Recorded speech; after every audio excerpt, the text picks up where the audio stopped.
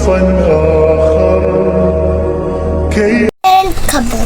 7 up খাবে? হ্যাঁ। Fridge থেকে বের করে ফেলছো? হ্যাঁ। তো ঠিক আছে। আসসালামু আলাইকুম, আবার প্রতিদিন থেকে আবার আমরা চলে আসছি। তো দেখতেই পারতেছেন আয়ন কিন্তু গরমে পাগল হয়ে গেছে। তো একা একাই আর কি ফ্রিজ থেকে 7 আপ বের করে নিয়ে আসছে।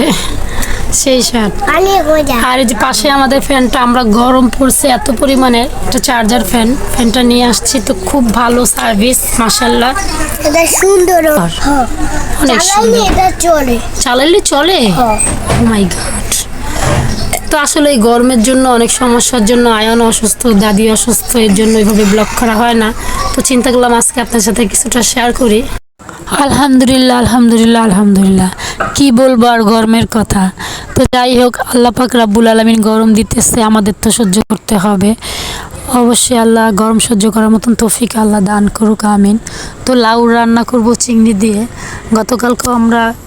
গতকালকেও আমরা লাউ চিংড়ি রান্না করছি। যাই রান্না করি না খান, সাথে লাউ চিংড়ি রাখি, কারণ আসলে সবজিটা লাউটা এখন এই গরমে খাওয়ার জন্য দরকার। কারণ বাচ্চা হোক, বড় হোক, ছোট হোক, সবাই কিন্তু কম বেশি এই গরমে অনেক অসুস্থ হয়ে যাচ্ছে। তো কি আর বলবো, এর জন্য গরম, এত পরিমাণের গরম আমাদের বাসায়, ভালো লাগে না ব্লগ করার জন্য। কোনো মতন তাড়াতাড়ি করে রান্না করতে গেলে মনে হয় আমার খুবই খারাপ লাগে। তো যাই হোক, সংসার তো করতেই হবে, বাচ্চা কাচ্চার জন্য তো রান্না করতে হবে, স্বামীর জন্য। তার ভিতর আমার শাশুড়িটা অনেক দিন ধরে অসুস্থ, সেই 27 বছর থেকে অসুস্থ। সবাই ওনার জন্য দোয়া করবেন। আলহামদুলিল্লাহ আগের থেকে অনেক ভালো আছে।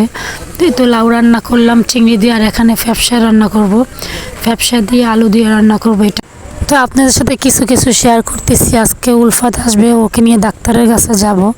তো 2 দিন ধরে আর কি ডাক্তার নিয়ে দৌড়াদৌড়ি, কারণ উলফাতের শরীরটাও তেমন ভালো না। তো আমাদের বাসায় সবাই কম বেশি সবাই অসুস্থ। তো আলহামদুলিল্লাহ আল্লাহর রহমতে এখন অনেকটাই সুস্থ সবাই। তো সবাই আমাদের জন্য দোয়া করবেন। আসলে এই গরমের ভিতরে আমাদের বাসায় প্রচুর গরম, তো এর জন্য ওইভাবে ব্লগ করতে মন চায় না।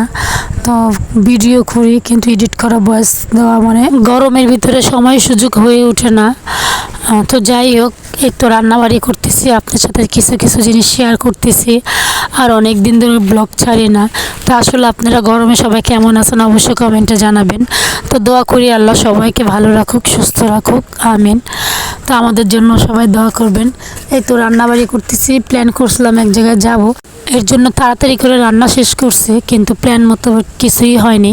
তো যাই হোক, আমার কিন্তু এর ভিতরে রান্নাবাড়ি শেষ, প্রায় লাউ তরকারি হয়ে গেছে। আর এই যে ব্যবসা তরকারিটা আমি কষায় ফেলছি, এটাও প্রায় হওয়ার অবস্থা। তো যাই হোক, রান্নাবাড়ি শেষ করতে হতে আমি এখানে চিন্তা করলাম লাউটা অনেক কচি ছিল, আর ওটার লাউয়ের সিলকাটা কুচিয়ে রাখছি ভাজির জন্য, এটা অনেক আরাফাত পছন্দ করে। আলহামদুলিল্লাহ আমার কিন্তু রান্নাবাড়ি কমপ্লিট, রান্না শেষ করল, আলু ভাজি। আরাফাত পান্তা ভাত খাবে গরমে, তো কিন্তু খাবার খেতে বসে পড়লো। আর এই যে খাওয়া দাওয়া আমাদের দুপুর আলহামদুলিল্লাহ শেষ। বিকালে উলফাতের মা বলতেছে হোয়াইট সস পাস্তা রান্না করবে, তো বললাম ওর হাতের পাস্তাটা অনেক মজা। তো এই যে রান্না করলো, আপনাদের সাথে এই রেসিপিটা পরে সময় সুযোগ মতন শেয়ার করব। চিজ দিয়ে পাস্তা রান্না করলে অনেক মজা লাগে। তো যাই হোক, আমার রেসিপিগুলো আপনাদের কেমন লাগছে অবশ্যই কমেন্টে জানাবেন। সবাই আমাদের জন্য দোয়া করবেন, ভালো থাকবেন, সুস্থ থাকবেন। আজকের মতন এখানে বিদায়, আল্লাহ হাফেজ, আসসালামু আলাইকুম। আর প্লিজ চ্যানেলটিতে আপনারা কেউ নতুন হয়ে থাকেন, প্লিজ চ্যানেলটা সাবস্ক্রাইব করে দিবেন। আর ফেসবুক পেজ থেকে যদি দেখে থাকেন, প্লিজ ফেসবুক পেজটা অবশ্যই ফলো দিয়ে দেবেন। আমাদের জন্য দোয়া করবেন। আজকের মতন এখানেই বিদায়, আল্লাহ হাফেজ, আসসালামু আলাইকুম।